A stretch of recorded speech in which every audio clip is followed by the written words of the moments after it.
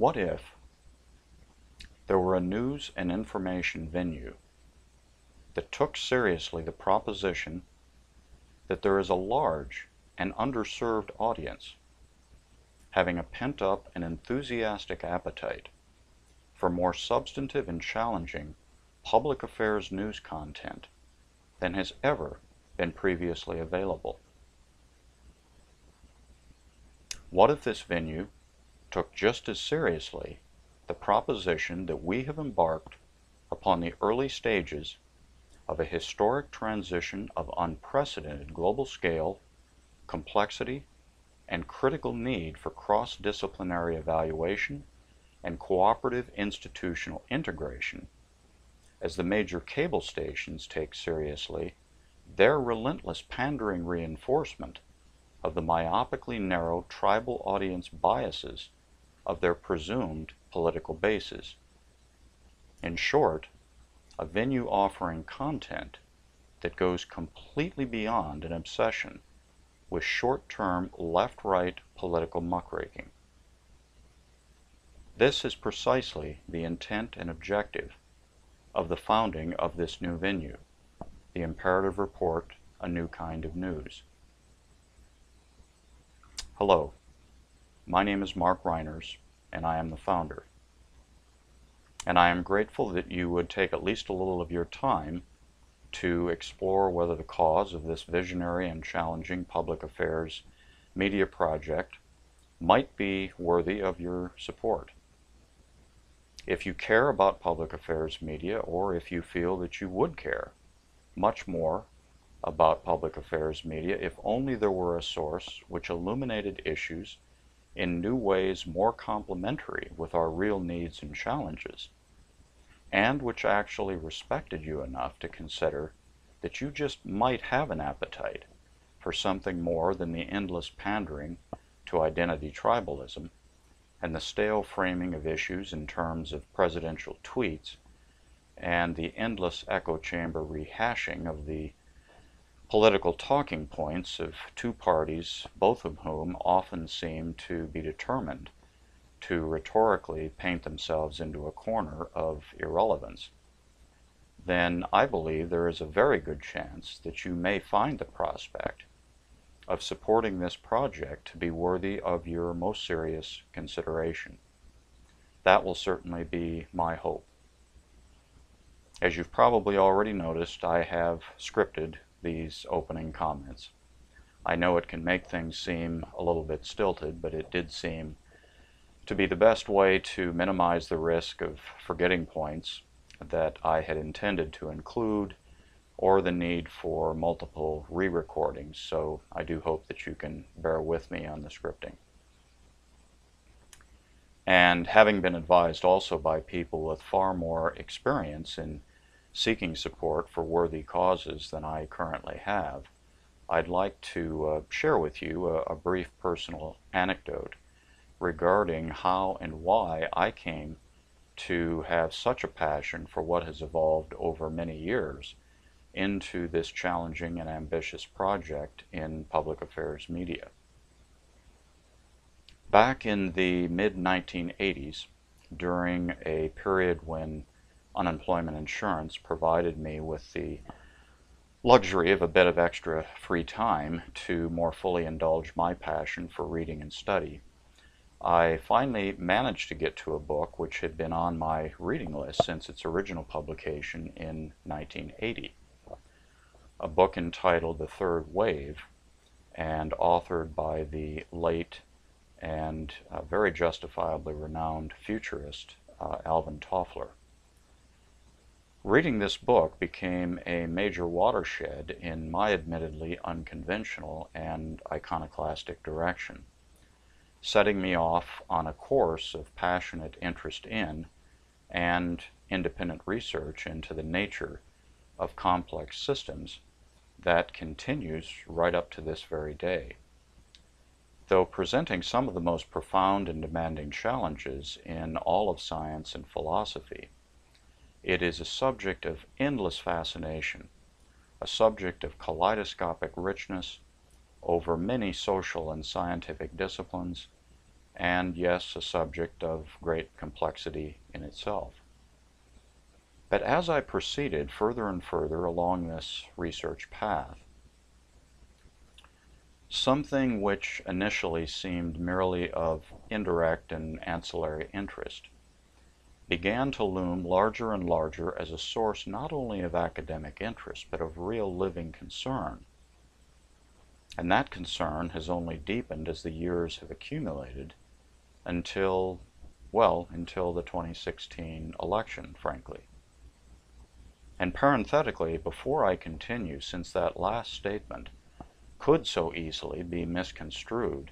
as me expressing one form of tribal political affiliation or another, I will hasten to add that jumping to any such conclusion in my case would be quite misplaced for reasons that almost completely transcend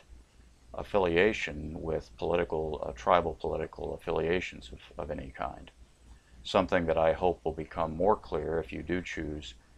to accept this invitation to explore the vision and objectives of this exciting and very ambitious project more fully. In any case, this very real living concern pertained to news coverage, to journalism, to the Fourth Estate, as it were, whether in print or as multimedia, television, and cable content. And the fact that it became increasingly unsatisfactory to me the more deeply I studied complexity. To make a very long story short, I became and remain increasingly convinced that the subject of complexity has not merely equally profound implications for the pedagogy and the practice of how public affairs media might be conducted, but it illuminated something more. It has become nearly a cliché of the internet and social media age that these are technologies that hold great promise to powerfully deepen, broaden, and enrich public affairs media and participation. But the bald reality of the content chasm between the alleged promise and the so often debased and tribally polarized reality of the 24/7 social media and Twitterverse news cycle begs the question: what accounts for the disillusioning disconnect and failure to realize the promise which these technologies of practically unlimited connection do offer? How should we re-envision their application? In terms of what might this re-envisioning lead to realizing and fulfilling the promise of this enhanced exercise of the Fourth Estate? The strength of my studied conviction that the study of complexity offers those terms is what constitutes the spirit and motive force of my enthusiasm and excitement and hope for the vision which the imperative report, A New Kind of News, embodies. And if you share any of my deep concern that a continuing sustained crisis in the Fourth Estate is one which portends far too great a risk of a dangerous drift toward a more general social and political crisis, which may reach very far beyond merely the quote-unquote news business per se, then I hope you will conclude that supporting the launch of this ambitious project in any measure viable for you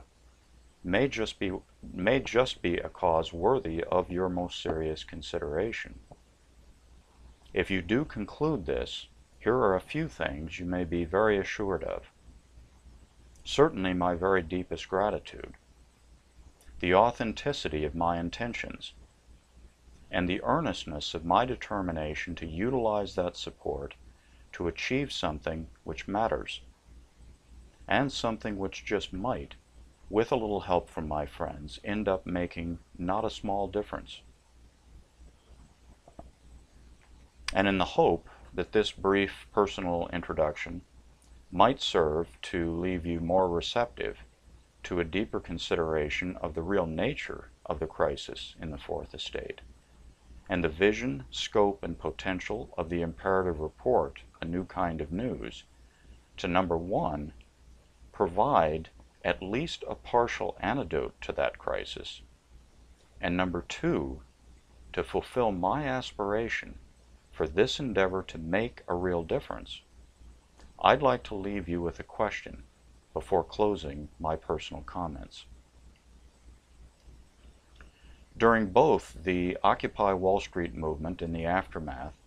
of the 2008 financial implosion and the much more recent protests in Iran, it was more than once noted in editorial commentary about these incidents of collective activism that the participants in both knew what they were against, but could not coalesce around any agreement about what policies they were for. Sometimes these comments were voiced as merely politically neutral, journalistic observations of apparent fact, and sometimes they seemed to be slanted with an implication that this apparent failure to formulate and offer any remedial policy specificity diminished the legitimacy of the activism. But apart from the issue of those interpretive editorial biases, and aside from this policy vacuum commonality between them, arguably constituting a very palpable reflection of an uneasy undercurrent and increasingly pervasive sense that there is something deeply amiss at the very core of our economic and political governance processes generally, the really interesting question to me is this: is there something more deeply in common between the crisis of the Fourth Estate and the crisis in our governance processes? And here's a hint. If I were not confident in what the correct answer to that question is, I would abandon this campaign and this media project completely. So, with the hope that the scripting of these comments hasn't been too much of a liability, let me draw your attention to the fact that the text section on this page provides the beginning, at least, of a deeper dive into this media project that I do also hope will be of interest to you. With that, I thank you again for taking the time to offer your consideration, and be assured that any contribution which you may ultimately feel inspired to make, whether on a one-time basis or on a regular sustaining basis, will be honored with my very best efforts to make the imperative report, A New Kind of News, something unique and something inspired. And finally, I also would like to strongly encourage you to share this with anyone in your network interested in or concerned about public affairs media who you feel would regret being left unaware of it or unable to at least consider supporting it. And thank you again.